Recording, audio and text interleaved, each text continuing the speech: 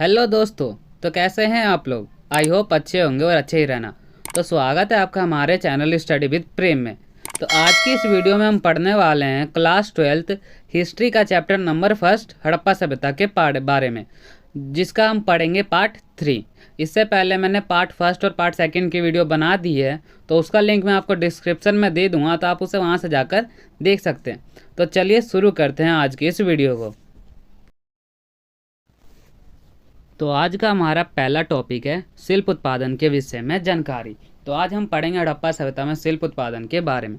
तो देखिए, मोहनजोदड़ो जो था वो 125 हेक्टेयर के क्षेत्रफल में फैला हुआ था, और जो चहुंदड़ो था वो केवल 7 हेक्टेयर की बस्ती में फैला हुआ था, जो कि मोहनजोदड़ो की तुलना में काफ़ी छोटी थी। तो देखिए, जो मोहनजोदड़ो था वो हड़प्पा सभ्यता का बहुत ही व्यापक क्षेत्र था, और वो बहुत ही बड़े क्षेत्र में फैला था, जो कि 125 हेक्टेयर तक था।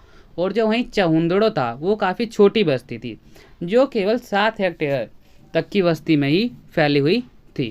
और जो चहुंदड़ो था वो शिल्प उत्पादन का प्रमुख केंद्र था। ठीक है, तो अब देखिए यहाँ शिल्प कार्य में क्या क्या होते थे। तो देखिए, शिल्प कार्य में यहाँ पर मन के बनाना, शंख की कटाई, धातु गरम, मुहर बनाना, निर्माण करना, बाट बनाना, ये सारी चीज़ें उसमें आ जाती थी। और देखिए, जो मन के होते थे वो अलग अलग पदार्थों से बनाए जाते थे। जैसे कार्निलियन एक पत्थर है जो कि सुंदर लाल रंग का होता था, और ये देखने में काफ़ी सुंदर लगता था। जैस्पर हो गए, क्वार्टर्स हो गए, तथा सेल खड़ी जैसे पत्थर से मन के बनाए जाते थे। और देखिए, मन के सिर्फ पत्थरों से नहीं बनाए जाते थे, मन के धातुओं से भी बनाए जाते थे। जैसे तांबा हो गया, कांसा हो गया, तथा सोना हो गया, इन सब धातुओं से भी मन के बनाए जाते थे। और कुछ मनकों को 2 या 2 से अधिक पत्थरों को जोड़कर बनाया जाता था। जैसे 2 अलग अलग तरीके के पत्थर हो गया, फिर एक ही तरीके के पत्थरों को जोड़कर आपस में उनसे भी मनके बनाए जाते थे। अब जो मनके होते हैं वो होते हैं मोतियों की माला। आपने देखा होगा कि जो मालाएं होती छोटी छोटी मोतियों की, उसी को मनके बोलते हैं, उससे माला बनाई जाती थी। ठीक है, अब जो ये मनके होते थे वो कई आकार के होते थे, जैसे चक्राकार, बेलनाकार, गोलाकार, ढोलाकार तथा खंडित। अब देखिए, सैल खड़ी। जो सैल खड़ी होता था वो एक मृदु पत्थर होता था, यानी एक मुलायम पत्थर होता था, और इस पर आसानी से कार्य हो जाता था। अब देखिए, जो सैल खड़ी पत्थर होता था वो ना मुलायम होता था, ठीक है, तो जिस पर ना कार्य करना आसान होता था, और उससे चीज़ें या फिर मन की आसानी से बन जाती थी। अब जो सैल खड़ी था उससे सूक्ष्म मनके बनाए जाते थे, यानी बहुत छोटे छोटे आकार के मनके बनाए जाते थे। परंतु पुरातत्वविद ये नहीं जान पाए कि ये सूक्ष्म मनके बनाए कैसे जाते थे। अब देखिए, वहाँ सूक्ष्म मनके मिले तो हैं हड़प्पा सभ्यता से, लेकिन इतिहासकारों को ये नहीं पता चला कि ये सूक्ष्म मनके बनाए कैसे जाते थे। अब सूक्ष्म मनके बनाना हाथ से तो बहुत ही मुश्किल काम था। अब उसको बनाने के लिए किस तकनीक का, किस तरीके के सांचों का प्रयोग किया जाता था हड़प्पा सभ्यता में, इस बात का पता अभी तक पुरातत्वविदों को नहीं पता चला है कि ये सूक्ष्म मनके बनाए कैसे जाते थे। अब देखिए, ये जो कार्निलियन का लाल रंग होता था उसको लाल कैसे किया जाता था। जो कार्निलियन पत्थर होता था वो लाल रंग का होता था, लेकिन उसका लाल रंग बनाने के लिए क्या क्या किया जाता था उसके बारे में देखते हैं। तो देखिए, पीले रंग का कच्चा माल होता था, ठीक है, उसको विभिन्न चरणों में मनकों के साथ आग में पकाकर प्राप्त किया जाता था। अब जो पीले रंग का कच्चा माल और उसको विभिन्न चरणों में जो मनके होते थे उनको आग में पकाकर प्राप्त किया जाता था, जिसके बाद जो ये कार्निलियन का लाल रंग होता था वो जाके प्राप्त होता था। अब देखिए, हमें ईंटें बनानी होती है, तो हम सबसे पहले गीली मिट्टी को ईंट का आकार देने के लिए एक सांचे में रखते हैं, ठीक है। उसके बाद हम उसको भट्टी में या फिर उसको धूप में सुखाकर पकाते हैं, जिसके बाद देखिए बनने से पहले ईंट का रंग कुछ और होता है, और बनने के बाद ईंट का रंग लाल हो जाता है, ऐसे हो जाता है। इसी प्रकार कार्निलियन पत्थर के साथ भी किया जाता था। अब देखिए, चहुंदड़ो, लोथल और धोलावीरा में छेद करने के उपकरण मिले। अब देखिए, जो मनके बनाए जाते थे उनमें छेद किया जाता था। अब छेद करने के लिए किसी न किसी उपकरण की जरूरत तो पड़ेगी, ठीक है। तो वो जो उपकरण के साक्ष्य मिले वो चहुंदड़ो, लोथल और धोलावीरा से प्राप्त हुए हैं। और नागेश्वर तथा बालाकोट, ये दोनों बस्तियां समुद्र तट के समीप स्थित थी। ये आपका MCQ क्वेश्चन में आ सकता है, तो आप इसे ध्यान से याद कर लीजिएगा। छेद करने के उपकरण कहाँ से मिले हैं, तो आप बोलेंगे लोथल और धोलावीरा तथा चौंद्रों से। और पूछेगी कौन कौन सी दो बस्तियां समुद्र तट के पास स्थित थी, तो आप बताएंगे नागेश्वर तथा बालाकोट, ये दोनों बस्तियां समुद्र तट के समीप स्थित थी। अब देखिए, चौंदड़ो और लोथल से बना हुआ माल जैसे मन के मोहनजोदड़ो और हड़प्पा जैसे बड़े शहरी केंद्रों तक लाया जाता था। अब देखिए, जो भी चौंदड़ो लोथल में माल तैयार होता था, उन सामानों को मोहनजोदड़ो तथा हड़प्पा बस्तियों में लेकर आया जाता था। अब देखिए, अब हम पढ़ने वाले हैं अगला टॉपिक, जो है उत्पादन केंद्रों की पहचान। यानी जो इतिहासकार होते थे वो कैसे पता लगाते थे किस क्षेत्र पे किसी चीज़ का उत्पादन किया जाता था। तो देखिए, शिल्प के उत्पादन के केंद्रों की पहचान के लिए पुरातत्वविद कुछ चीज़ों को ढूंढते हैं, जो कि है प्रस्तर पिंड, पूरे शंख तथा तांबा, कच्चा माल, औजार, अपूर्ण वस्तुएं तथा त्याग दिया माल और कूड़ा करकट आदि। अब इतिहासकार कुछ चीज़ों का ढूंढा करते थे, जिनमें सबसे पहले आते प्रस्तर पिंड होते थे। ठीक है, शंख हो गए, जो आपने शंख देखा होगा, ठीक है, उन्हें भी ढूंढा करते थे, जो कि या तो पूरे मिल जाते थे या फिर आधे भी मिल जाते थे। तांबा हो गए, कच्चा माल हो गया, किसी प्रकार का कोई औजार हो गया, अपूर्ण वस्तु मतलब जो चीज़ें पूरी नहीं बनी हो, और त्याग दिया माल मतलब किसी चीज़ को बना दिया और उसको फेंक दिया या फिर उसको त्याग दिया, वो सारी चीज़ें, और कूड़ा करकट आदि। यानी जो भी सामान बनाया जाता था उनसे जो बेकार चीज़ें यानी जो कूड़ा करकट मिलता था, वो सारी चीज़ों का इतिहासकार पता लगाते हैं। और कूड़ा करकट शिल्प कार्य के सबसे अच्छे संकेतों में से एक है। अब देखिए, यहाँ समझने वाली बात यह है कि जो कूड़ा करकट होता था वो इतिहासकारों के लिए अच्छा संकेत क्यों होता है। अब कचरे से भी कुछ मिलेगा क्या, ये सोचने वाली बात। तो देखिए, मान लीजिए कोई कंपनी है, वो बैट बना रही है, ठीक है, तो अब उस बैट में किस लकड़ी का उपयोग किया गया है, वहाँ पर जहाँ पे वो बैट बनाए जाते थे वहाँ पे उस लकड़ी का बुरादा मिल गया। ठीक है, अब लकड़ी को जोड़ने के लिए फेविकोल का या फिर किस रसायन का प्रयोग किया जाता था, और जो हत्ती होती है तो वहाँ पे ग्रिप लगी होती है रबड़ की, अब उस रबड़ को बनाने में किस चीज़ का प्रयोग किया जाता था, ये सभी साक्ष्य उससे पता चल जाएगा कि यहाँ पर जो बैट बनाए जाते थे वो किन किन चीज़ों से बनाए जाते थे। अब ऐसा ही हड़प्पा सभ्यता में भी था, जहाँ चौंदड़ों में जो शिल्प उत्पादन होता था, वहाँ पे जो कूड़ा करकट इतिहासकारों को मिला है, उनसे इतिहासकार ये पता लगा लेते थे कि शिल्प उत्पादन में बनाई गई चीज़ों में किन किन चीज़ों का इस्तेमाल किया जाता था। इसलिए कूड़ा करकट को इतिहासकार काफ़ी महत्वपूर्ण मानते हैं।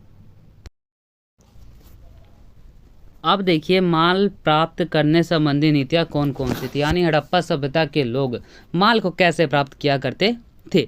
तो देखिए, शिल्प उत्पादन के लिए कई प्रकार के कच्चे माल का प्रयोग होता था। अब कोई उत्पादन हो रहा है तो उसके लिए कच्चे माल का प्रयोग किया जाता था। अब जो मिट्टी होती थी वो स्थानीय स्तर पर उपलब्ध थे, यानी जो मिट्टी थी वो हड़प्पा सभ्यता के आसपास के क्षेत्रों में या फिर स्थानीय स्तर पर उपलब्ध हो जाती थी। परंतु जैसे पत्थर हो गए, कुछ लकड़ियाँ हो गई और जैसे कुछ धातु हो गए, तो बाहर के क्षेत्रों से मंगाने पड़ते थे। अब देखिए, जैसे सोना था वो दक्षिणी क्षेत्र से मंगाया जाता था।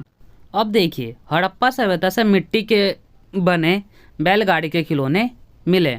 अब ये बैलगाड़ी के खिलौने किस ओर संकेत करते हैं। अब देखिए, अब कहीं ना कहीं ये इस ओर संकेत करते हैं कि जो हड़प्पा सभ्यता के लोग थे वो बैलगाड़ी का उपयोग परिवहन के रूप में करते थे, और उसका उपयोग खेतियों में किया जाता था या फिर कहीं आने जाने के लिए परिवहन के साधन के रूप में बैलगाड़ी का प्रयोग किया जाता था।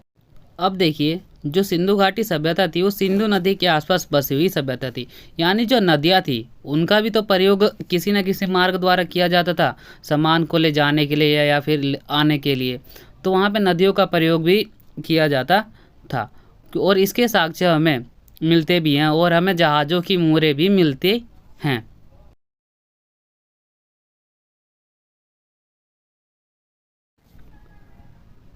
अब देखिए, अब हम पढ़ेंगे उपमहाद्वीप तथा उसके आगे से आने वाला माल, कि हड़प्पा सभ्यता लोग किन किन क्षेत्रों से चीज़ें मंगाया करते थे। तो देखिए, हड़प्पा वासी शिल्प उत्पादन हेतु माल प्राप्त करने के लिए कई तरीके अपनाते थे, जिनमें पहला था नागेश्वर और बालाकोट में शंख आसानी से उपलब्ध था। अब जो नागेश्वर और बालाकोट थे वो समुद्री तट के पास स्थित थे, ठीक है, तो इस वजह से वहाँ पर जो शंख होते थे वो आसानी से मिल जाते थे, और उनका प्रयोग वो मन के बनाने तथा अन्य चीज़ों के लिए किया करते थे।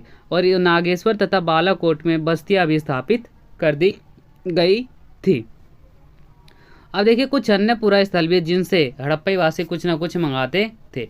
तो देखिए जो सुदूर क्षेत्र था अफगानिस्तान में सोतू गई, वहाँ से नीले रंग का लाजवर्द मणि मिल जाता था जो एक पत्थर होता था। और जो कार्निलियन पत्थर होता था वो गुजरात से मंगा लिया करते थे। और जो सैल खड़ी होता था वो दक्षिणी राजस्थान और उत्तरी गुजरात से प्राप्त हो जाता था। अब जो धातु थी वो हड़प्पा वासी के लोग राजस्थान से मंगाया करते थे। अब देखिए कच्चा माल प्राप्त करने की एक अन्य नीति थी राजस्थान के खेतड़ी अंचल से। अब जो राजस्थान का खेतड़ी अंचल होता था वो तांबे के लिए मशहूर था और जो हड़प्पा सभ्यता के लोग थे वो तांबा राजस्थान के खेतड़ी अंचल से मंगाया करते थे। और जो हड़प्पा वासी थे वो दक्षिण भारत से सोना मंगाया करते थे, तो दक्षिण भारत सोना के लिए फेमस था। अब देखिए जो खेतड़ी क्षेत्र में मिले साक्ष्यों को पुरातत्वविदों ने गणेश्वर जोधपुरा संस्कृति का नाम दिया है। यह आपका इंपॉर्टेंट क्वेश्चन हो सकता है जो MCQ के लिहाज से काफ़ी महत्वपूर्ण है, तो आप इसे याद कर लीजिएगा।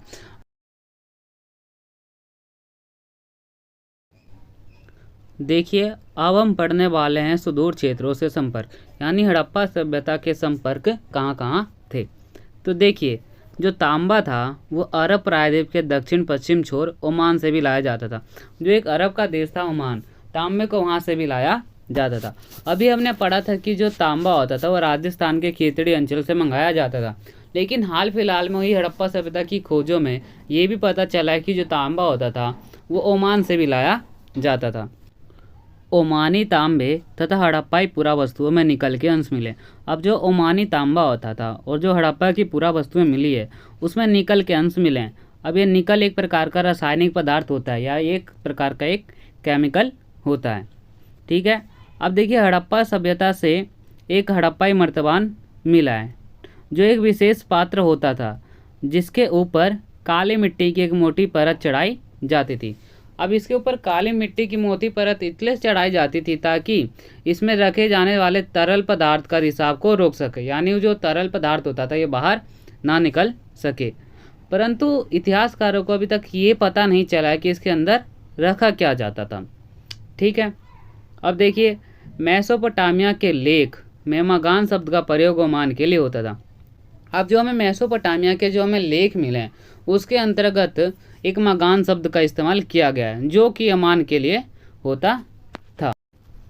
अब देखिए मेसोपोटामिया के जो लेख मिले हैं उसमें दिलमुन यानी बहरीन द्वीप से नाम के से जाना जाता था और मगान तथा मेलुआ जो शब्द थे वो हड़प्पा क्षेत्र के लिए प्रयोग किया जाता था। मेसोपोटामिया में हड़प्पा क्षेत्र के लिए मगान तथा मेलुआ शब्द का प्रयोग किया जाता था।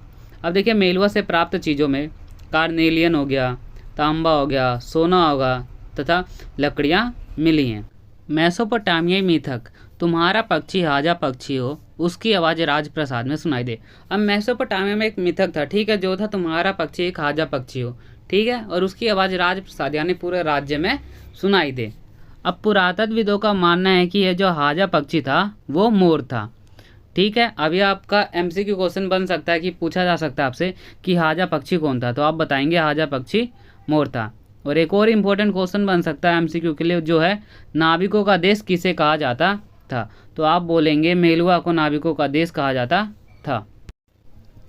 देखिए अब हम पढ़ेंगे मुहर्रे लिपि तथा बाट के बारे में। तो उसमें हमारा फर्स्ट पॉइंट होगा मुहर्रे और मुद्रांकन। तो देखिए मुहर्रे और मुद्रांकनों का प्रयोग लंबी दूरी के संपर्कों को सुविधाजनक बनाने के लिए होता था, यानी जो लंबी दूरी के संपर्क थे जिनमें ज़्यादा समय लगता था, ठीक है, उन चीज़ों को आसान बनाने के लिए मुहर्रे तथा मुद्रांकनों का प्रयोग किया जाने लगा था। आप देख ले इसे एग्जाम्पल से समझते हैं। मान लीजिए आपके पास एक सामान से भरा हुआ थैला है, ठीक है, अब उसको एक स्थान से दूसरे स्थान तक भेजा गया। अब उसका जो मुख होगा थैले का उस पर रस्सी से बांध दिया गया उसको, और उस पर थोड़ी सी गीली मिट्टी जमा कर एक या एक से अधिक मोहरों द्वारा दबाया गया ताकि मोहरों का छाप उस पर पड़ जाए। और अब देखिए अगर थैला अपने गंतव्य स्थान तक पहुंचने पर जो मोहरें और मुद्रांकन थी अगर वो ठीक ठाक है तो इसका मतलब है कि उस थैले के साथ किसी प्रकार की छेड़छाड़ नहीं की गई है और वो सही सलामत अपने स्थान पर पहुंच गया बिना किसी छेड़छाड़ के। तो देखिए अब हम पढ़ेंगे हड़प्पा सभ्यता के लिपि के बारे में, जो एक रहस्यमय लिपि है। तो सबसे पहले हम ये समझेंगे कि हड़प्पा सभ्यता की लिपि को रहस्यमय लिपि क्यों कहा जाता है। तो देखिए, हड़प्पा सभ्यता की रहस्यमय लिपि इसलिए कहा जाता है क्योंकि आज तक इस लिपि को पढ़ा नहीं जा सका है। ठीक है, तो देखिए, हड़प्पाई मोहरों पर पंक्ति में कुछ लिखा है जो मालिक के नाम व पदवी को दर्शाता है। अब जो हड़प्पा सभ्यता में जो लिपि मिली है वो पंक्ति में कुछ लिखा है, और जो उस पर लिखा है वो तो ये दर्शाता है कि उस पर शायद मालिक का नाम या फिर पदवी का नाम लिखा है। और हड़प्पाई लिपि में चित्र मिलते हैं जो आमतौर पर जानवरों के होते हैं।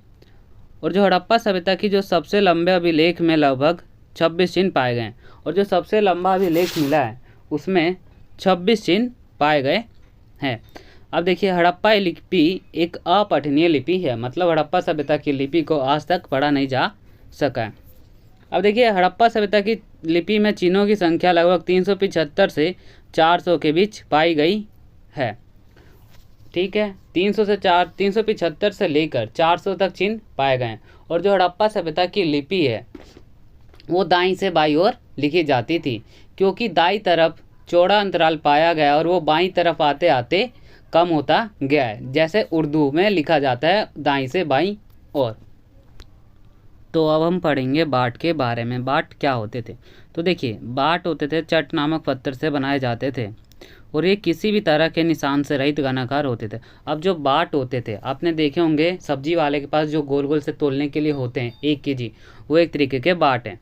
ठीक है, तो ये ना पत्थर से बनाए जाते थे और इन पर किसी भी तरीके के निशान से रहित घनाकार होते। अब जो हड़प्पा सभ्यता में जो बाट बनाए जाते थे उनका आकार घनाकार होता था और उन पर किसी भी प्रकार का डिजाइन या फिर लकीरें बनी होती थी।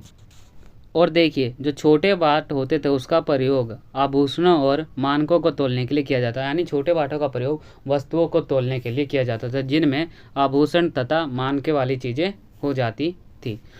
अगर आपको वीडियो पसंद आई हो तो वीडियो को लाइक कर दे, और अगर आप हमारे चैनल पर पहली बार विजिट कर रहे हैं तो चैनल को सब्सक्राइब करना ना भूलें और बेल आइकन को ऑल पर सेट कर दे, ताकि हमारे आने वाले वीडियो का नोटिफिकेशन आपको टाइम टू टाइम मिलता रहे।